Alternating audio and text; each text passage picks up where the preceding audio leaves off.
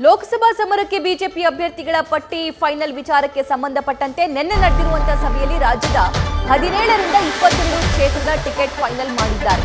ಇವತ್ತು ಅಥವಾ ನಾಳೆ ಬಿಜೆಪಿ ಅಭ್ಯರ್ಥಿಗಳ ಪಟ್ಟಿಯನ್ನು ಘೋಷಣೆ ಮಾಡಲಾಗುತ್ತೆ. ವಿಜಯೇಂದ್ರ ಕೂಡ ಇದೇ ಮಾತನ್ನ ನಿನ್ನೆ ದೆಹಲಿಯಲ್ಲಿ ಹೇಳಿದ್ರು. ಇನ್ನು ಬಿಜೆಪಿ ಲೋಕಲ್ ಲಿಸ್ಟ್ ನಲ್ಲಿ ಕೆಲ ಹಾಲಿ ಸಂಸದರಿಗೆ ಶಾಕ್ ಫಿಕ್ಸ್ ಅನ್ನೋದು ಮಾತ್ರ ಖಚಿತ. ಅನಂತ್ ಕುಮಾರ್ ಹೆಗಡೆಗೆ ಟಿಕೆಟ್ ಮಿಸ್ ಆಗುವಂತಹ ಸಾಧ್ಯತೆ ಇದೆ. ಯಾಕಂದ್ರೆ ಅವರು ಕೊಡ್ತಾ ಇರುವಂತಹ ಪದೇ ಪದೇ ವಿವಾದಾತ್ಮಕ ಹೇಳಿಕೆಗಳು. ಇನ್ನು ಮೈಸೂರು ಕೊಡಗು ಟಿಕೆಟ್ ಪ್ರತಾಪ್ ಸಿಂಹ ಕೈತಪ್ಪುವಂತಹ ಸಾಧ್ಯತೆ ಕೂಡ ಇದೆ. ಈ ಎಲ್ಲಾ ಡೆವಲಪ್ಮೆಂಟ್ ಬಗ್ಗೆ ಮತ್ತಷ್ಟು ಮಾಹಿತಿಯನ್ನ ಕಲೆ ಹಾಕೋಣ. ಈ ಬಗ್ಗೆ ಮತ್ತಷ್ಟು ಲೈವ್ ಡೀಟೇಲ್ಸ್ ದೆಹಲಿಯಿಂದ ನಮ್ಮ ಪ್ರತಿನಿಧಿ ಜಗದೀಶ್ ನೀಡ್ತಾ ಹೋಗ್ತಾರೆ. ಜಗದೀಶ್, ಇಂಟ್ರೆಸ್ಟಿಂಗ್ ಅನಿಸ್ತಾ ಇರೋದು ಬಿಜೆಪಿಯ ಪ್ರತಿ ಸಲ ಅದು ವಿಧಾನಸಭಾ ಎಲೆಕ್ಷನ್ನೇ ಆಗಿರ್ಬೋದು, ಲೋಕಸಭಾ ಎಲೆಕ್ಷನ್ನೇ ಆಗಿರ್ಬೋದು, ಅಚ್ಚರಿಯ ಅಭ್ಯರ್ಥಿಗಳು ಅಲ್ಲಿ ಇದ್ದೇ ಇರ್ತಾರೆ. ಈ ಸಲನೂ ಕೂಡ ಅದಾಗುತ್ತೆ ಅನ್ನುವಂತ ಇನ್ಫಾರ್ಮೇಶನ್ ಡೀಟೇಲ್ಸ್ ನೀಡ್ತಾ ಹೋಗೋದಾದ್ರೆ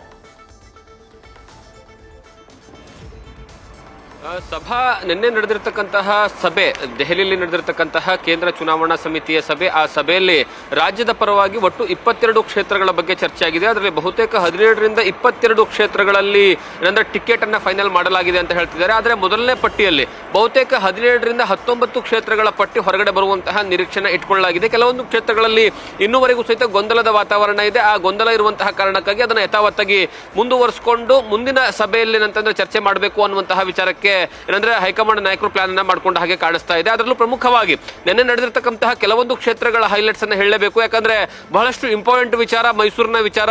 ಮೈಸೂರಿನಲ್ಲಿ ಪ್ರತಾಪ್ ಸಿಂಹ ಅವರಿಗೆ ಟಿಕೆಟ್ ಸಿಗೋದು ಬಹುತೇಕ ಡೌಟ್ ಅನ್ನುವಂಥದ್ದು. ಕಾರಣ ಏನು ಅಂತಂದ್ರೆ ಯದುವೀರ್ ಅವರಿಗೆ ಈ ಹಿಂದೆ ವಿಧಾನಸಭಾ ಚುನಾವಣೆ ಸಂದರ್ಭದಲ್ಲಿ ಅವರಿಗೆ ಗಾಳ ಹಾಕೋದಕ್ಕೆ ಬಿಜೆಪಿ ಪ್ಲಾನ್ ಅನ್ನ ಮಾಡಿಕೊಂಡಿತ್ತು. ಆ ಕಾರಣಕ್ಕಾಗಿ ಈಗ ಕಳೆದ 2 ದಿವಸಗಳ ಹಿಂದೆ ಯದುವೀರ್ ಅವರ ಜೊತೆಗೆ ಬಿಜೆಪಿ ನಾಯಕರುಗಳು ಮಾತನಾಡಿದ್ದಾರೆ. ಅದು ರಾಜಸ್ಥಾನದ ಅವರ ಏನಂದ್ರೆ ರಿಲೇಷನ್ಸ್ ಗಳ ಮೂಲಕವಾಗಿ ಮಾತನಾಡಿಸಿದ್ದಾರೆ ಅನ್ನುವಂತಹ ಮಾಹಿತಿ. ಅದಕ್ಕೆ ಅವರು ಒಪ್ಪಿಗೆ ಸಮ್ಮತವನ್ನ ಸಹಿತ ಕೊಟ್ಟಿದ್ದಾರೆ. ಹಾಗಾಗಿ ಈ ಬಾರಿ ಅಲ್ಲಿ ಪ್ರತಾಪ್ ಸಿಂಹಗೆ ಟಿಕೆಟ್ ಏನಂದ್ರೆ ಡೌಟ್ ಆಗಿ ಅಲ್ಲಿಂದ ನೇರವಾಗಿ ಯದುವೀರ್ ಅವರ ಕೈ ಸೇರುವಂತಹ ಸಾಧ್ಯತೆಗಳು ದಟ್ಟವಾಗಿ ಕಾಣಿಸ್ತಾ ಇದೆ. ಮತ್ತೊಂದು ಕಡೆಗೆ ತುಮಕೂರಲ್ಲೂ ಸಹಿತ ಬಹಳಷ್ಟು ಗೊಂದಲ ಇತ್ತು. ಯಾಕಂದ್ರೆ ಮಾಧುಸ್ವಾಮಿ ಅವರು ಕಳೆದ 2 ದಿವಸಗಳ ಹಿಂದೆ ಅವರ ಬೆಂಬಲಿಗರು ದೊಡ್ಡ ಮಟ್ಟದಲ್ಲಿ ಪ್ರೊಟೆಸ್ಟ್ ಅನ್ನ ಮಾಡಿದ್ರು, ಟೈರ್ಗಳಿಗೆ ಬೆಂಕಿ ಹಚ್ಚುವಂತಹ ಕೆಲಸವನ್ನ ಮಾಡಿದ್ರು. ಯಾವುದೇ ಕಾರಣಕ್ಕೂ ಏನಂದ್ರೆ ವಿ ಸೋಮಣ್ಣ ಅವರಿಗೆ ಟಿಕೆಟ್ ಅನ್ನು ಕೊಡಬಾರದು ಅನ್ನುವಂತಹ ಒತ್ತಾಯವನ್ನು ಹಾಕುವಂತಹ ಕೆಲಸವನ್ನ ಮಾಡಿದ್ರು. ಆದ್ರೆ ಚುನಾವಣಾ ದೃಷ್ಟಿಯಿಂದ, ಗೆಲುವಿನ ಮಾನದಂಡ ದೃಷ್ಟಿಯಿಂದ ಏನಂದ್ರೆ ವಿ ಸೋಮಣ್ಣ ಅವರಿಗೆ ಟಿಕೆಟ್ ಕೊಡೋದಕ್ಕೆ ಹೈಕಮಾಂಡ್ ಏನಂತಂದ್ರೆ ಒಲವನ್ನ ತೋರಿಸಿದೆ ಅನ್ನುವಂತಹ ವಿಚಾರ.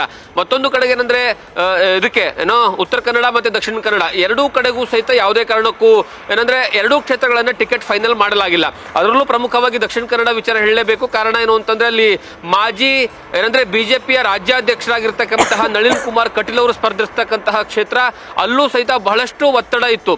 ಯಾವುದೇ ಕಾರಣಕ್ಕೂ ಸಹಿತ ಈ ಬಾರಿಯ ಕಟೀಲ್ ಅವರಿಗೆ ಟಿಕೆಟ್ ಅನ್ನ ಕೊಡಬೇಡಿ ಅನ್ನುವಂಥದ್ದು. ಕಾರಣ ಏನು ಅಂತಂದ್ರೆ ಅವರು ಅಲ್ಲಿ ಸ್ಥಳೀಯವಾಗಿ ಹಿಂದೂ ಕಾರ್ಯಕರ್ತರು ಮತ್ತೆ ಬಿಜೆಪಿಯ ಕಾರ್ಯಕರ್ತರ ಏನಂದ್ರೆ ಬೆಂಬಲವಾಗಿ ಯಾವತ್ತೂ ಸಹಿತ ನಿಲ್ತಾ ಇರಲಿಲ್ಲ ಅನ್ನುವಂತಹ ಆರೋಪ. ಮತ್ತೆ ತಳಮಟ್ಟದಲ್ಲಿ ದೊಡ್ಡ ಮಟ್ಟದಲ್ಲಿ ಅವರ ವಿರುದ್ಧವಾಗಿ ಏನಂತಂದ್ರೆ ಅಲೆ ಇರುವಂತಹ ಕಾರಣಕ್ಕಾಗಿ ಅವರಿಗೆ ಟಿಕೆಟ್ ಕೊಡಬಾರದು ಅನ್ನುವಂತಹ ಕೂಗು ಕೇಳಿ ಬರ್ತಾ ಇತ್ತು. ಹಾಗಾಗಿ ಅಲ್ಲಿ 2 ಹೆಸರುಗಳನ್ನ ಇಟ್ಕೊಂಡಿದ್ದಾರೆ ಆಪ್ಷನ್ಸ್ ಗಳಾಗಿ. ಒಂದು ಏನಂದ್ರೆ ಕಿಶೋರ್ ಬೆಟ್ಟಾಡಿ ಮತ್ತೆ ಅದರ ಜೊತೆಗೆ ಬ್ರಿಜೇಶ್ ಚೌಟಾ, ಈ ಇಬ್ಬರ ಹೆಸರುಗಳನ್ನ ಇಟ್ಕೊಂಡಿದ್ದಾರೆ. ಬಹುತೇಕ ಬ್ರಿಜೇಶ್ ಚೌಟಾ ಅವರ ಹೆಸರು ಅಂತಿಮವಾಗುವಂತಹ ಸಾಧ್ಯತೆಗಳು ದಟ್ಟವಾಗಿ ಕಾಣಿಸ್ತಿದ್ದಾವೆ. ಆದ್ರೆ ಇದು ಕೊನೆಯ ಹಂತದವರೆಗೂ ಸಹಿತ ಕಾದು ನೋಡುವ ತಂತ್ರಕ್ಕೆ ಪ್ಲಾನ್ ಅನ್ನ ಮಾಡಿಕೊಂಡಿದ್ದಾರೆ. ಮತ್ತೆ ಇನ್ನು ಅನಂತ್ ಕುಮಾರ್ ಹೆಗಡೆ ಅವರು ಉತ್ತರ ಕನ್ನಡ, ಅಲ್ಲಿ ಅನಂತ್ ಕುಮಾರ್ ಹೆಗಡೆ ಅವರ ಹೇಳಿಕೆಗಳೇ ಅವರಿಗೆ ಮುಳುವಾಗ್ತಿದ್ದಾವೆ ಅನ್ನುವಂತಹ ವಿಚಾರಗಳು ಸಹಿತ ಗೊತ್ತಾಗ್ತಾ ಇದೆ. ಯಾಕಂದ್ರೆ ಸಂವಿಧಾನದ ಏನಂದ್ರೆ ತಿದ್ದುವಂತಹ ವಿಚಾರಕ್ಕೆ ಸಂಬಂಧಪಟ್ಟಾಗ ಏನ್ ಹೇಳಿಕೆ ಕೊಟ್ಟಿದಾರಲ್ಲ, ಅವರ ಏನಂದ್ರೆ ಹೇಳಿಕೆಯಿಂದ ಬಿಜೆಪಿಗೆ ದೊಡ್ಡ ಮಟ್ಟದಲ್ಲಿ, ಅದು ಕೇವಲ ಕರ್ನಾಟಕ ಮಾತ್ರ ಅಲ್ಲ ರಾಷ್ಟ್ರೀಯ ಮಟ್ಟದಲ್ಲೂ ಸಹಿತ ಅದಕ್ಕೆ ಡ್ಯಾಮೇಜ್ ಆಗುವಂತಹ ಕಾರಣ ಇರುವಂತಹ ಕಾರಣಕ್ಕಾಗಿ ಅವರಿಗೆ ಈ ಬಾರಿಯ ಟಿಕೆಟ್ ಬಹುತೇಕ ಕಟ್ ಅಂತ ಹೇಳಲಾಗ್ತದೆ. ಅದರಲ್ಲಿ ಯಾರಿಗೆ ಟಿಕೆಟ್ ಅನ್ನು ಕೊಡ್ತಾರೆ ಅನ್ನುವಂತಹ ಕ್ವಶನ್ ಮಾರ್ಕ್ ಇನ್ನೂವರೆಗೂ ಸಹಿತ ಕಾದಿರುವಂತದ್ದು. ಮತ್ತೆ ಚಿಕ್ಕಮಂಗ್ಳೂರಲ್ಲಿ ಗೋ ಬ್ಯಾಕ್ ಏನಂದ್ರೆ ಶೋಭಾ ಅನ್ನುವಂತಹ ಏನು ಕೂಗು ಬರ್ತಾ ಇತ್ತಲ್ಲ, ಆದ್ರೆ ಅಲ್ಲಿ ಯಾವುದಕ್ಕೂ ಹೈಕಮಾಂಡ್ ನಾಯಕರು ತಲೆ ಕೆಡಿಸ್ಕೊಂಡಿಲ್ಲ. ನೇರವಾಗಿ ಶೋಭಾ ಅವರಿಗೆ ಟಿಕೆಟ್ ಕೊಡುವಂತಹ ಸಾಧ್ಯತೆ ಇದೆ. ಆದ್ರೆ ಬೆಂಗಳೂರು ನಾರ್ತ್ ವಿಚಾರದಲ್ಲಿ ಇನ್ನೂವರೆಗೂ ಸಹಿತ ಯಾರಿಗೂ ಟಿಕೆಟ್ ಅಂತಿಮವಾಗಿ ಫೈನಲ್ ಅನ್ನ ಮಾಡಿಲ್ಲ. ಅದನ್ನ ಏನಂದ್ರೆ ಆ ಒಂದು ಸ್ಥಾನವನ್ನ ಯಥಾವತ್ತಾಗಿ ಕಾಯ್ದಿಟ್ಕೊಂಡಿದ್ದಾರೆ. ಮತ್ತೆ ಬೆಂಗಳೂರು ಗ್ರಾಮಾಂತರದಲ್ಲಿ ಡಿ ಕೆ ಸುರೇಶ್ ಅವರ ವಿರುದ್ಧವಾಗಿ ಡಾಕ್ಟರ್ ಮಂಜುನಾಥ್ ಅವರಿಗೆ ಬಿಜೆಪಿಯಿಂದ ಕಣಕ್ಕಿಳಿಸೋದಕ್ಕೆ ಪ್ಲಾನ್ ಅನ್ನ ಮಾಡ್ಕೊಂಡಿದ್ದಾರೆ.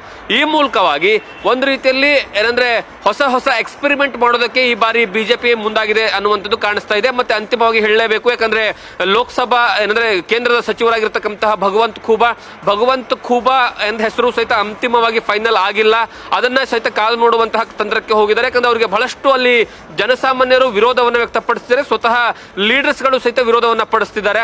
ಹಾಗಾಗಿ ಅಲ್ಲಿ ರಘುನಾಥ್ ಅವರಿಗೆ ಏನಂದ್ರೆ ಕೊಳ್ಳೂರು ಅವರಿಗೆ ಏನಂದ್ರೆ ಕೊಡುವಂತಹ ಸಾಧ್ಯತೆಗಳಿದಾವೆ. ಅವ್ರ ಹೆಸರು ಸಹಿತ ಏನಂದ್ರೆ ಚರ್ಚೆಯಲ್ಲಿ ಬಹಳಷ್ಟು ಇಂಪಾರ್ಟೆಂಟ್ ಆಗಿದೆ ಅನ್ನುವಂತಹ ವಿಚಾರವಾಗಿ. ಹಾಗಾಗಿ ಈ ರೀತಿಯಾಗಿ ಏನಂದ್ರೆ ಕ್ಯಾಲ್ಕುಲೇಷನ್ ಪ್ಲಸ್ ಅಂಡ್ ಮೈನಸ್ ಗಳನ್ನ ನೋಡಿಕೊಂಡು ಈ ಬಾರಿಯ ಟಿಕೆಟ್ ಫೈನಲ್ ಮಾಡೋದಕ್ಕೆ ಹೈಕಮಾಂಡ್ ಮುಂದಾಗಿದೆ. ಬಹುತೇಕ ಇವತ್ತು ಮತ್ತೆ ಅಥವಾ ನಾಳೆ ಈ 2 ದಿವಸಗಳಲ್ಲಿ ಏನಂದ್ರೆ ಬಹುತೇಕ ಫೈನಲ್ ಮಾಡುವಂತಹ ಪಟ್ಟಿ ಹೊರಗಡೆ ಬರುವಂತಹ ಸಾಧ್ಯತೆ ಇರುವಂತದ್ದು. ಸಭಾ ರೈಟ್ ಜಗದೀಶ್, ಧನ್ಯವಾದ ಡೀಟೇಲ್ಸ್ಗಾಗಿ. ನ್ಯೂಸ್ ಫಸ್ಟ್ ನಿರ್ಭೀತಿಯಿಂದ ನಿಮ್ಮ ಪರವಾಗಿ.